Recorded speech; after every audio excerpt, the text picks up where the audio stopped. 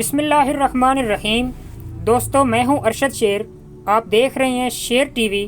تمام دیکھنے اور سننے والوں کو السلام علیکم ورحمۃ اللہ۔ دوستو، آج کی اس ویڈیو میں آپ کو بتاؤں گا کہ اسلام سے قبل عربوں کے مذہبی و معاشرتی حالات کیسے تھے کہ جس کے بعد آمد مصطفیٰ سے ہمہ گیر ایک انقلاب برپا ہوا اور اسلام کی کرنیں پوری دنیا میں پھیل گئیں۔ اسلام سے قبل عرب کی اکثریت بت پرست تھی، لیکن اس کے علاوہ بھی کئی مذاہب اور عقائد کے لوگ موجود تھے۔ کہا جاتا ہے کہ عمرو بن لہی ایک شخص تھا جس کا اصل نام ربیہ بن حارث تھا۔ وہ ملک شام گیا، وہاں کے لوگوں کو بتوں کی پرستش کرتے دیکھا، اسے یہ طریقہ بہت پسند آیا۔ واپسی پر کچھ بت اپنے ساتھ لے کر آیا، جن میں سب سے اہم بت حبل کا بت تھا۔ اس نے حبل کا بت خانہ کعبہ کی چھت پر نصب کر دیا اور عربوں کو اس کی پرستش کی دعوت دی۔ عربوں کو یہ بات نہایت ہی پسند آئی اور بت پرستی بہت تیزی سے پورے عرب میں پھیل گئی۔ اس کے علاوہ قدیم ترین بتوں میں منات کا بت تھا، جو بحیرہ احمر کے کنارے مسلل کے مقام پر نصب تھا۔ تیسرا بڑا بت عزا وادی نخلا میں نصب تھا۔ لات کا بت طائف میں۔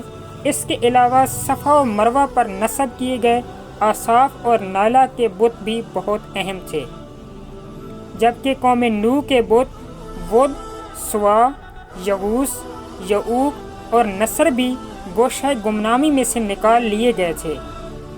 گھر گھر میں بت رکھے جا چکے تھے اور خانہ کعبہ کو بتوں سے بھر دیا گیا تھا۔ بتوں کے علاوہ سورج، چاند، ستاروں اور سیاروں کی پوجا بھی کی جاتی تھی۔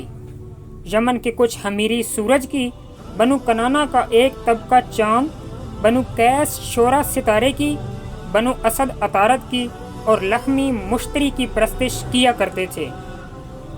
دوستو، عرب میں بہت سے لوگ عیسائی بھی تھے، ربیہ اور غسان کے قبائل، جبکہ مکہ میں بھی چند لوگ عیسائیت قبول کر چکے تھے۔ بعثت نبوی کے وقت حضرت خدیجہ رضی اللہ تعالی عنہا آپ کو ورقہ بن نوفل کے پاس لے کر گئی تھیں، جو کہ عیسائی تھے۔ عرب میں یہودیوں کی بھی ایک بہت بڑی تعداد موجود تھی۔ حمیرہ اور کنانا کے قبائل میں بہت سے لوگ یہودی تھے۔ بنو قینقاع، بنو نذیر اور بنو قریظہ یہود مدینہ کے اہم قبائل تھے۔ خیبر کے مضبوط قلعے بھی یہود کے پاس تھے۔ بنو تمیم کی اکثریت موجوسی تھی، یہ لوگ آگ کی پرستش کیا کرتے تھے۔ عرب میں کچھ لوگ ایسے بھی موجود تھے جو وجود باری تعالیٰ ہی کے منکر تھے۔ ان روشن خیالوں کے ہاں جو کچھ ہے زمانہ ہی ہے، خدا کا کوئی وجود نہیں ہے کا نظریہ پایا جاتا تھا۔ عرب میں چند افراد ایسے بھی تھے جو بت پرستی اور مظاہر پرستی جیسی خرافات سے سخت متنفر تھے اور ایک ذات خدا کا اعتقاد رکھتے تھے۔ انہیں حنیف کہا جاتا تھا۔ یہ حضرت ابراہیم علیہ السلام کے مذہب کے پیروکار ہونے کا دعویٰ رکھتے تھے۔ زید بن عمرو بن نفیل کا نام اس سلسلے میں معروف ہے۔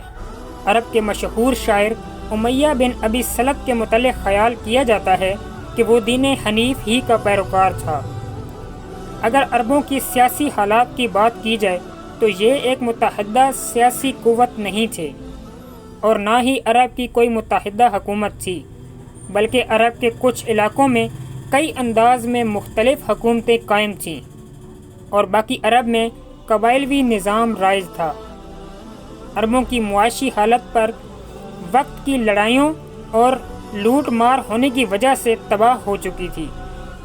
عرب کے تمام افراد کا پیشہ زراعت و گلہ بانی تھا، جبکہ صنعت کے شعبے میں عرب بہت پیچھے تھے۔ دوستو، اسلام نے عربوں کو ہر قسم کی پستیوں سے نکال کر بلندیوں سے ہمکنار کیا۔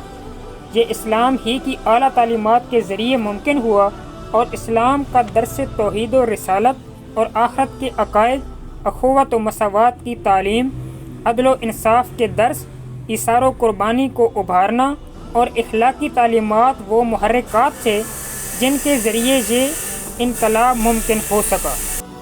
عرب ایک نہایت قلیل عرصہ میں غیروں کی غلامی سے نکل کر دنیا کی شاہی کے صرف قابل ہی نہیں ہوئے بلکہ شاہی کر کے اور نہایت اعلیٰ انداز میں نبھا کے بھی دکھائی۔ دوستو، اس ویڈیو کے متعلق آپ کی کیا رائے ہے؟ کومنٹ کر کے بتائیں۔ ویڈیو کو لائک اور شیئر کریں۔ انشاءاللہ حاضر ہوں گا ایک نئی ویڈیو کے ساتھ۔ تب تک کے لیے اللہ حافظ۔